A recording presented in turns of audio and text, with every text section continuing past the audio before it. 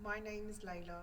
My name is Erica. My name's Jade. My name is Nida. My name's Ebony. I am am a survivor of domestic abuse. Today I'm breaking my silence. Why didn't she just leave? Fear of homelessness.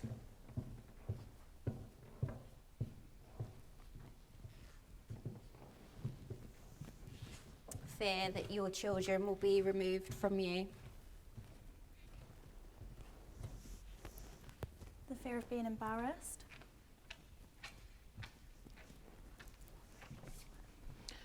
The fear of feeling lonely.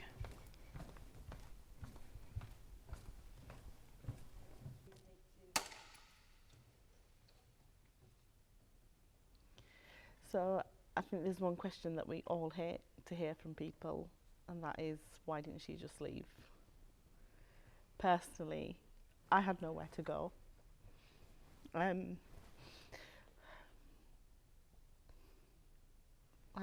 My family didn't speak to me for 12 years because I was with him. So for me it was like, where do I go? I want to leave this situation, but where do I go? I have nowhere. I was scared. I was embarrassed. I even reached out to them and they didn't believe me.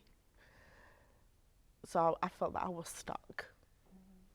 And I thought he would actually end up just killing me and taking the boys away from me, and then I really wouldn't have anybody if he had done that. It was hard. I was in that for 11 years. I was stuck. And it was just, I sit back and I think now, and I just feel so relieved when I finally did get out of it. But that is my main reason. I had nobody because I wasn't working, so didn't get to speak to anyone. Didn't really go out because I had the kids to look after because he never helped me. It was tough, and I was just embarrassed, to be honest, of what was happening to me, because to me that was just my life now. I'd never ever thought that I would get back with my family or anything like that. And it was just really hard. Do you remember what it was like when you did leave? What that period was like? A massive relief. Massive relief. And when I did leave, the police had to get in contact with my family because he was making up lies, saying everything, that all my scars all over was something that my family had done to me when I was younger. So if it wasn't actually for the police getting in touch with my dad, they still wouldn't be talking to me now. Was the isolation from your family because of him? Did Yeah. he isolate you? Yeah. They just didn't speak to me because obviously it was a love thing, and in our culture it's got to be arranged. So yeah, 12 years they didn't speak to me. So that was, yeah. When you reached out to your family, how did they respond to you? When you They didn't. They just completely... Yeah, no one ever responded to me. And how did you try to make contact with them? I wrote to them. Nothing. I sent pictures of like my eldest, you know, the kid. Nothing. Nothing. So how did you leave? It was, he was reported to the, I reported him so many times, and it was always no further action, no further action. And it wasn't until they interviewed my son and the policewoman finally asked him, did your dad ever hit your mum? And that's when he broke down and told them, and then they came to me and they were like, we seriously need to speak to you. You know.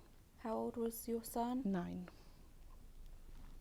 And he kind of saved you in a way? Yeah. Because he was abused by him as well. So if it hadn't have been for that, God knows where I would be right now. So proud of him. Very proud of him. Honestly, like, so brave. Do you feel that social services and any multi-agency, any services at all, kind of really their ears pricked up when your son spoke as opposed to when you spoke? Like, I listened to some of the stories and how people have had such bad experience with social services and the police, and I am just so grateful of how they actually finally helped me and actually listened. They saw straight through him. He made out, even to social services, that it was me doing the abuse. You know, there was a time when he cut his arm in front of my son and made out to the police that I did it, and I actually got arrested for that.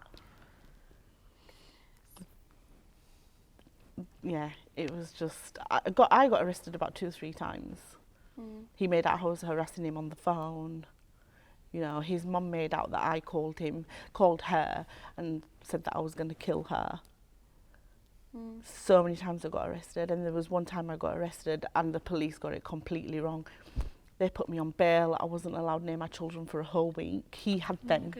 He had my kids for a whole week. I had to go to court to get my children back every single day from Monday to Friday. I was in court in front of a judge begging for my children back. And then finally on the Friday, the judge was like, you need to go with the police to get them. When I finally did go to get them, he knew that the police were coming with me. He took the eldest out, brainwashed him, and they said to him, you need to be at this police station at 6 p.m. with him. Got to the police station, he brought him, my son wouldn't come near me because he'd brainwashed him so much. How old was he? He was 9. Yeah. So even that, I had to fight for my children back, and I was the innocent one. So there are times when they did get it wrong, but in the end, Overall. they really came through. Yeah, you're not alone. I was arrested once as well. And I've got a criminal record that of battery, which the police arrived and decided that I was the instigator. 2 seconds before, I was laying on concrete, and he had his whole body weight, bearing in mind he's twice the size of me, with his knees pressed on my shoulders, spitting in my face. And as soon as he heard the police come in, jumped off, and he had my car keys in his hands, and my son, I think he was 4 or 5 months at the time, he was in his car seat.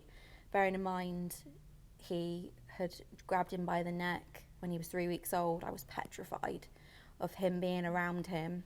So the car was locked, and to me, him having the car keys, he always said that he would take my son and I would never see him again.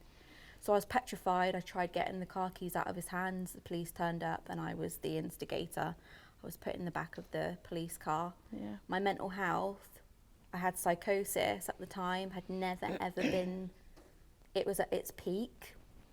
And I was having so much support whilst I was in a refuge that I was so unstable. My mental health at the time was just horrendous, that to be in the back of a police car, being threatened to be tasered, being threatened with a riot van, whilst he was standing in the car with my son because the police allowed him to sit in the car and comfort my son, knowing what he'd done.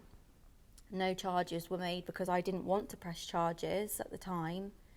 And to see that, it was just, the injustice of it is so big that you could blow the roof off, you know?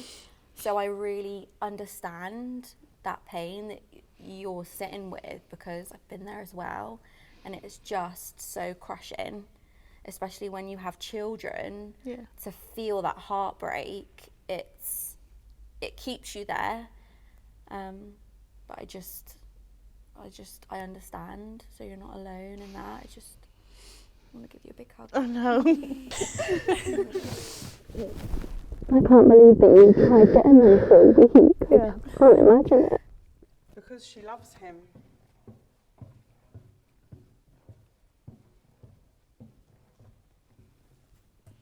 No financial security of her own.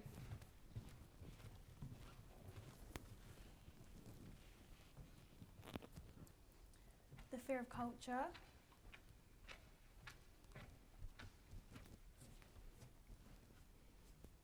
fear of other people's opinions.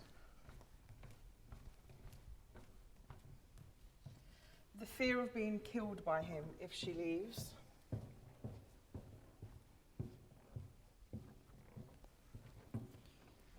No support from the police.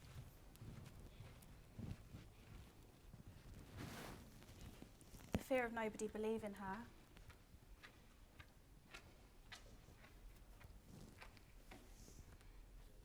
The fear of friends and family blaming them.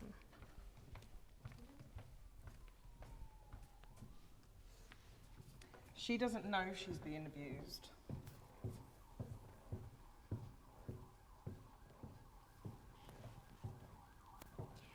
She thinks that things will get better and they won't keep abusing her. The fear of living without somebody that they've lived with for so long.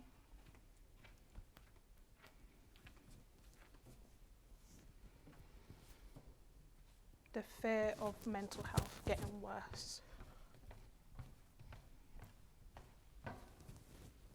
Because she's trauma bonded to him.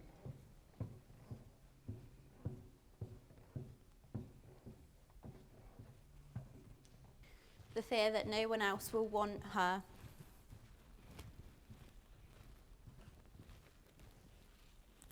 The fear of her children blaming her.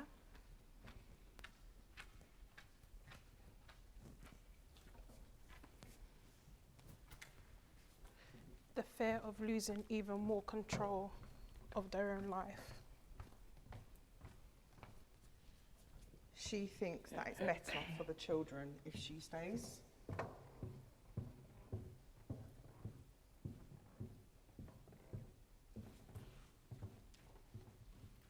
The fear of her abuser committing suicide if she leaves.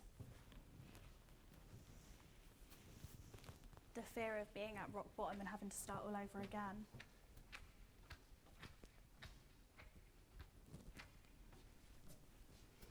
The fear of things just getting worse. Can anyone think of one?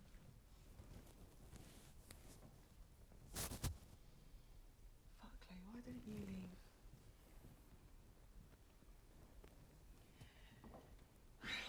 Because she went against everyone she knows. She thought she loved him, and he still beat her, black and blue. She wanted to prove everyone wrong. She thinks it's her fault. She blames herself.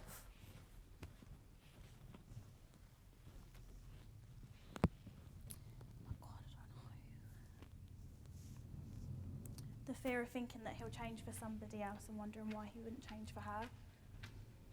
But he isn't going to.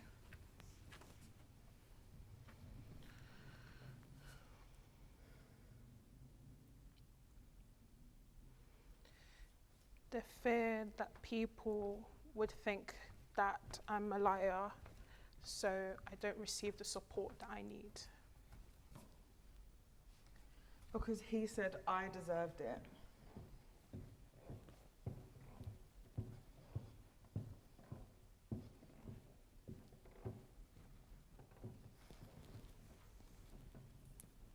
The fear of losing your pets or possessions.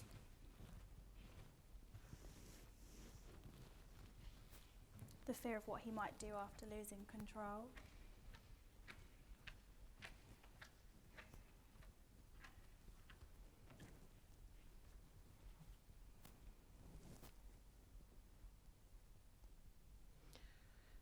The fear of having to deal with the aftermath of letting go.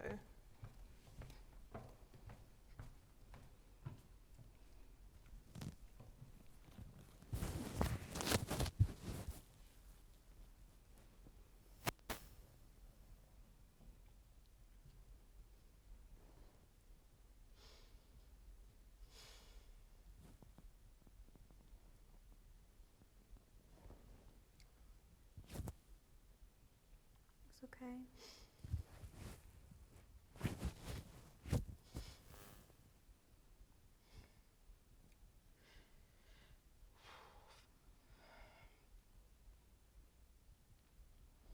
isn't it so weird that we sit and we like actually know, like when you're in that situation that you cannot leave, but you know now standing here I'm like I almost feel stupid, because it's like, if I can't think of anything, why did I not fucking leave?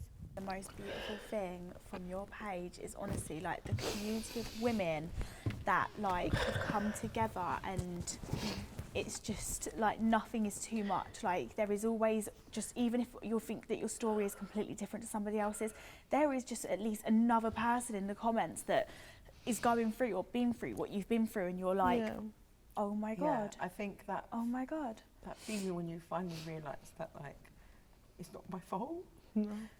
And you think, oh my God, I wasn't going crazy. Like, I didn't make him hit me. It just wasn't my fault. Yeah. And I didn't leave because I didn't know what was happening to me was abuse. I had no idea. And Jade asked earlier, what was my reason for not leaving? And it really is as simple as that. And then he had this whole, like, his persona to the outside world was he was so loved. So loved by everybody. And my friends would say to me, oh my God, you're so lucky to have him. Oh my God, literally And I that. remember thinking, like, who's going to believe me? Yeah. And I'll never forget the day that I did finally leave. And I sent my friends this voice note. And it's just these 2 or 3 voice notes of me in the group chat, just having a complete breakdown. And they could barely make out what I was saying. And they were like, what are you saying? What, are you saying that this whole time he's been doing this to you? And I was like, yes, this whole time. But they're like, why didn't I just leave? Because I didn't know. I didn't know what was happening to me. I was like, I was really scared, to be honest, to leave, because his ex-partner had him arrested at like 50 odd something times, and at each point he was given a no further action, and he used to actually use that to his advantage, and he'd say to me, like, do you really think that I'm ever going to go to prison? Because I'm not. Like, and he was so smug, like, about it. And it was at a point where it was like, I'm going to look as crazy as she was made out to be. And it's that as well, I was embarrassed because so many people had said like it wasn't going to work because he was like a lot older than me. Obviously he was from a different culture, so they were like, this is just not going to work. And I felt like I really had a point to prove. So the life that I was putting out to everyone else of like, we are so happy and this is our life, I just felt like, how can I possibly delete all of this and then tell everyone, well actually, like, this man's been abusing me for the last 5 years, and my son.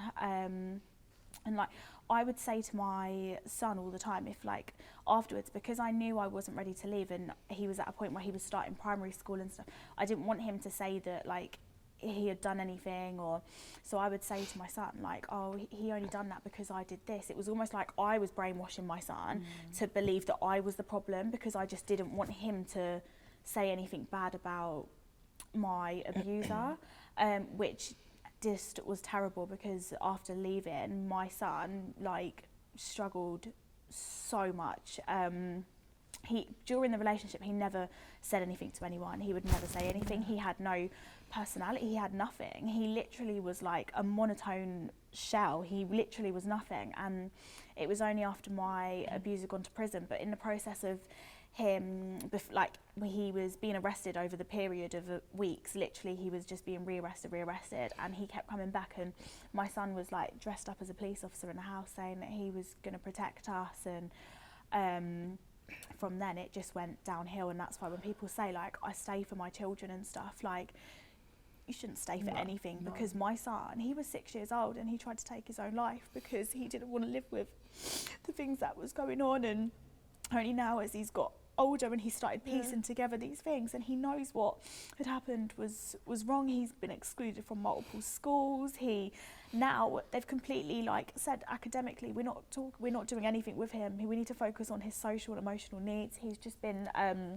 they tried to like say maybe it was like autism and ADHD, and it all got thrown out, and they said actually he's been diagnosed as a child with complex PTSD and disrupted attachment disorder, secondary to domestic violence, and the impact that has had on my child is just catastrophic. Like literally like unbelievable. Like it is just beyond. I can't even begin to imagine how many victims are still staying with their abuser because they think they're doing right by their children. Even the things that were, like you said earlier, about people say, oh, but they don't watch me get hit, they don't know that I'm getting beaten. Children hear things, they pick up on the atmospheres. Like, even the things that my son says now about certain things, like, I thought, well, he would never have seen these things, but they do. They see everything and they pick up on everything, and it's just at a point where I'm having to rebuild my son completely like rewire him so that this doesn't define him as a person, because he went through the stage of being angry, like strangling his sister. He would scream in his sister's face like, I hate you and I hate your dad and stuff, and it was like the inside battles that I've had to face with my children after leaving is just unbelievable. I never realised how much of an effect it would have on my child until she started therapy recently. And now she's just becoming a bit more open, talking about her emotions, and so it's triggering memories for her. And she'll often come into my bed because she's had nightmares, and they're not incidences that actually happened, but she's imagining them and she's dreaming about them.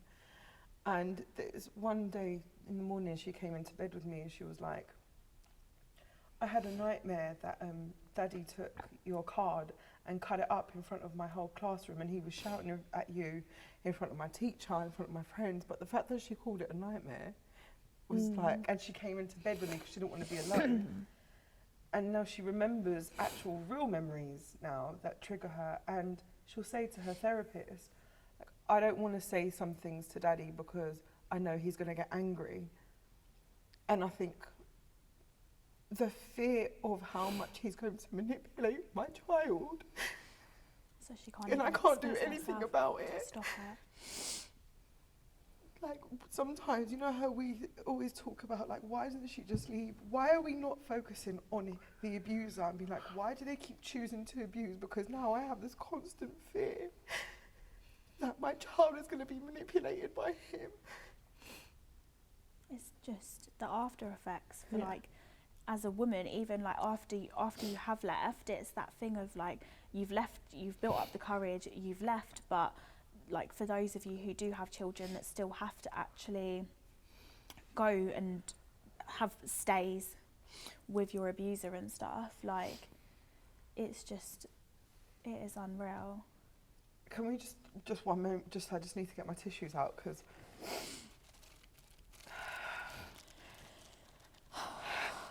Can I just say though, Lejla, you left, and if anything, it would have done more damage to stay.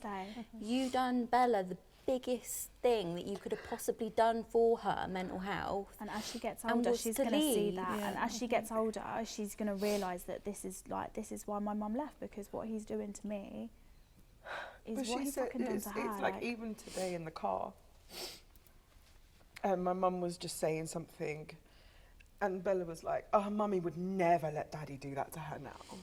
And it's just become so ingrained in her now that she knows that Mummy would not put up with that ever again. Yeah. But the fact is that she recognises those behaviours and she puts them together. And she knows. Well, she's intelligent. In some ways, it is really sad, because I feel like the kids are completely stripped of a childhood. Like Mason is so behind his other children, because it's like he's got that gap now where he fits in with children that are like aged 5 rather than children that are aged 7, because he never had that childhood thing. So he's now doing the things that he should have been doing at the time. He's only now just finding himself and speaking up, because he doesn't like. And that's the thing, trauma mimics things like ADHD or autism, because it comes out in your behaviour, and that's what we're having with Bella at the moment. Her attention span is not, I've just realised that it's just not like other children, right?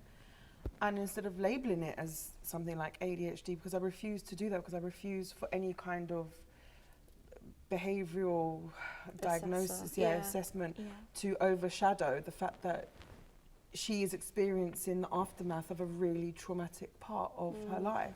Just because she was young doesn't mean that she didn't go through it. And I refuse to overlook that. But even like down to the other month, like Mason was in a class, a PSHE class, and he'd come home, he smashed up my whole house, my downstairs, he smashed my TV, he'd pulled all the photos off of the thing, and after he'd come down, I said to him, what's wrong? And he said, I didn't want to do the lesson today. And I said to him, what lesson was that? And he said, because all the children were asked to stand up one by one and share a secret with the class. And obviously the children prior were sharing secrets that were things like, oh, my dad gave me McDonald's 2 days in a row. And I said to him, what did you say? And he said, I didn't. He said, that's why I tipped my desk over. He said, because I didn't want to say anything.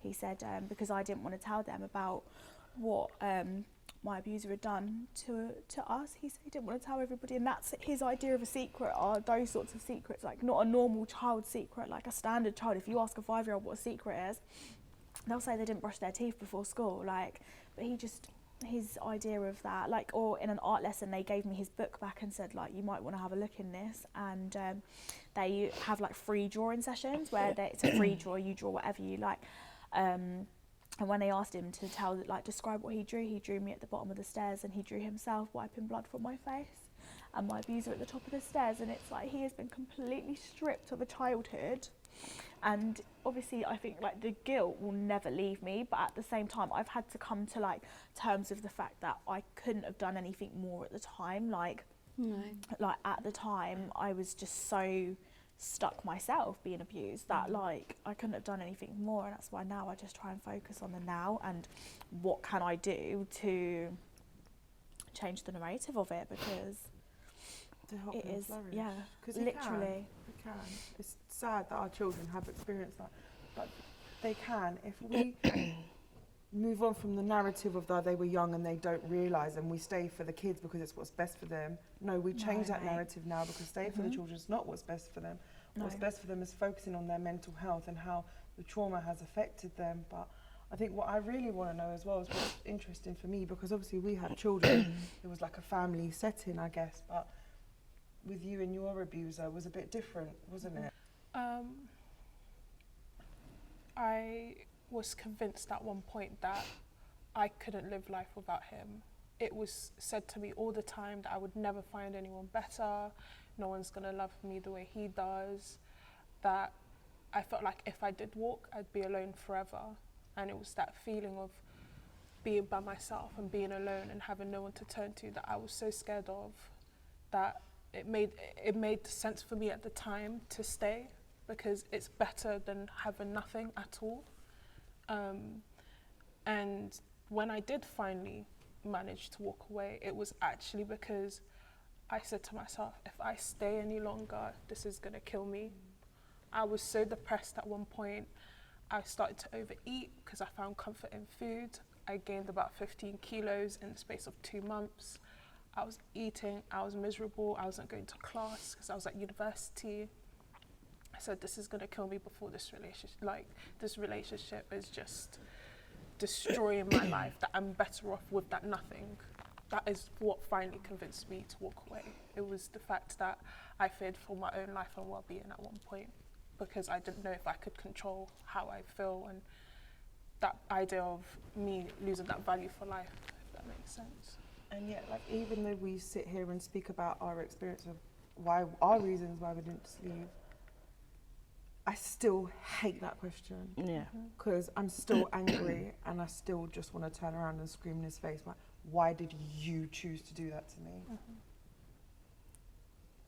it is, I think, yeah, it is. It's just because there is no straight answer as to why you don't leave, and I feel like if someone had told me that my life would be the way it was now if I just made the decision to leave and go through what I did at the time, I would never have believed it. Like, I remember the days I would lay and sob and pray to be where I am now, and I think it's so important that after leaving, like, life is not like a whole bed of roses and you just live happily ever after, because what you went through and what we've all been through is life changing, and it is life altering, but it's that thing of you're safe, and it's that freedom. Like, freedom is absolutely priceless. Like, now you can wake up and just breathe. Forever. Yeah, you're not on eggshells. You don't have to focus about what somebody else is doing. And I think, like, now I've come to realise as well that love shouldn't hurt you, love shouldn't make you cry, like to the point where you're begging someone to stay with you, like all those little things that I became so comfortable with. It's just now I know, like, that is not normal and that is not love. If you had a victim in front of you right now and she said, I'm still in this abusive relationship, and she's not ready to leave, like it's clear that this person's not ready to receive help yet, is there any kind of tips you would give them with your own experience to keep themselves safe? Like if you can think back to those moments, how did you safeguard yourself? You have to reach out for support, and if you don't feel safe to reach out for support, you need to try and utilise either Women's Aid website, Refuge website, even local charities. On Women's Aid website, they have a directory. You can pop your postcode in, and then whatever is closest to you, you can access local services, charities, completely confidential. Unless you have a child, then there's safeguarding that has to legally happen. But I think making a safety plan and having somebody else risk assess your circumstance, because we can all risk assess our own circumstances, but a professional, somebody who has in-depth knowledge of what you're going through, will 100% see things for as they are, not how you've rose tinted it. You know, so you have to be absolutely concrete in your plan to leave, because it heightens your chance of homicide leaving, and it's as simple as that. You have to be very careful when you leave. Telling someone to just up and pack their bags and leave is the most dangerous thing that you could do. That's not how it works. So you have to bide your time and be safe. And I think the most important thing I think that we all want to achieve as well, or one of the most important things, is to have some way where we enable victims to leave safely, not forcing them, not telling them we're going to take your children, not by scaring them into leaving, because the risk of violence is even more once you do that, but just helping them safely leave. Options, education as well, like reading about different things, like on your page, like I say it time and time again, like just educating yourself and reading about trauma bonds and stuff, because then it does make you think like, oh, okay, do you know what, I don't love this person, this is not love. Like I think like knowledge is massive, like knowledge is power massively.